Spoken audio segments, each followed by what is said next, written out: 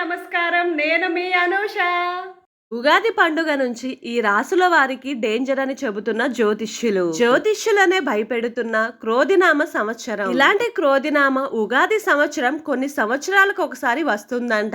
అందుకే ఇప్పుడు వచ్చిన ఈ క్రోధినామ సంవత్సరాన్ని చూసి జ్యోతిష్యులు భయపడుతున్నారు. కొత్త సంవత్సరం ఉగాది పండుగ నాడు ఎలాంటి రాసుల వారికి డేంజర్, ఎందుకు జ్యోతిష్యులు ఈ క్రోధినామ సంవత్సరం నుంచి ఎందుకు అంత భయపడుతున్నారు, కారణం ఏమిటో ఇప్పుడు ఈ వీడియోలో క్లియర్ గా తెలుసుకుందాం. మన హిందూ సంప్రదాయం ప్రకారం ప్రతి సంవత్సరం చైత్ర మాసం శుక్లపక్షం పాడ్యమి తిథి నాడు తెలుగు నూతన సంవత్సరం ప్రారంభమవుతుంది. ఇక అదే రోజున ఉగాది పండుగను జరుపుకుంటారు. అయితే ఈ ఉగాది పండుగకు హిందూ సాంప్రదాయాలలో ఎన్నో ప్రత్యేకతలు కలిగి ఉంటాయి. అందుకే జ్యోతిష్య నిపుణులు ఉగాదిని యుగాది అని కూడా అంటారు. ఎందుకంటే యుగాది అంటే సంవత్సరంలో మొదటి రోజు అని అర్థం. అందుకే ఆ రోజును హిందువులంతా చాలా పవిత్రంగా భావిస్తారు. అయితే ఈ ఉగాది రోజున అందరి ఇళ్లలోనూ పండగ వాతావరణం కనిపిస్తుంది. ముఖ్యంగా ఈ ఉగాది పండుగ నాడు కొత్త సంవత్సరం సందర్భంగా చాలా మంది దేవాలయాలను సందర్శిస్తూ ఉంటారు. అంతేకాకుండా కొన్ని దేవాలయాల్లో ఆ రోజున ప్రత్యేక అభిషేకం నిర్వహిస్తారు.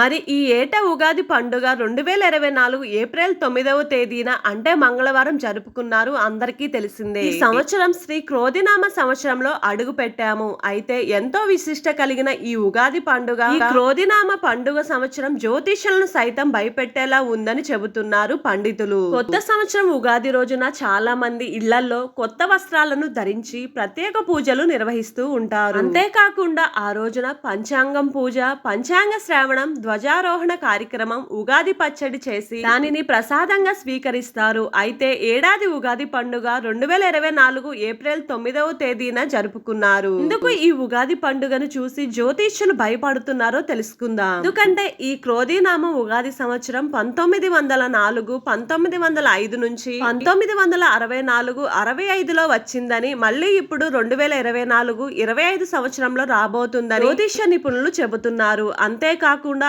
అప్పట్లో ఈ క్రోధినామ సంవత్సరం మొత్తం మనుషులను భయపెట్టిందని పురాణాలు కూడా చెబుతున్నాయి. అలా క్రోధినామ సంవత్సరంలో ఎలాంటి పరిస్థితులు ఎదురవుతాయనే విషయం గురించి పండితులు వివరించారు. సాధారణంగా క్రోధి అంటే కోపం, సహనం లేకపోవడం. అందుచేతనే ఈ ఏడాది పేరుకి తగ్గట్టే సంవత్సరం మొత్తం తీవ్ర ఆగ్రహం వ్యక్తం చేస్తుంది. ఇంకా అలాగే చాలా మంది రాసుల వారికి కొన్ని చోట్ల అనవసర వివాదాలు, గొడవలు జరిగే అవకాశం కూడా ఉందని నిపుణులు పండితులు చెబుతున్నారు. కానీ కోపం అంటే మరీ అంత చెడ్డ సంవత్సరం కాదు. కానీ మనం చేసేటటువంటి పనులు, కర్మలే ఫలితాలను బట్టి అవి నిర్ణయించబడతాయని వివరించారు. అలాగే అన్ని మంచి పనులు చేస్తుంటే మంచిగా ఉంటుంది, చెడు చేస్తే కర్మ వదలదని జ్యోతిష్య నిపుణులు అంటున్నారు. మరి ఈ ఉగాది క్రోధినామ సంవత్సరం అందరినీ భయపెట్టేలా ఉందని జ్యోతిష్య నిపుణులు చెప్పడంపై మీ అభిప్రాయాన్ని కామెంట్ రూపంలో తెలియజేయండి. ఈ స్టోరీని ఒక న్యూస్ లో చూసి మీకు ఈ వీడియో రూపంలో అందిస్తున్నాను.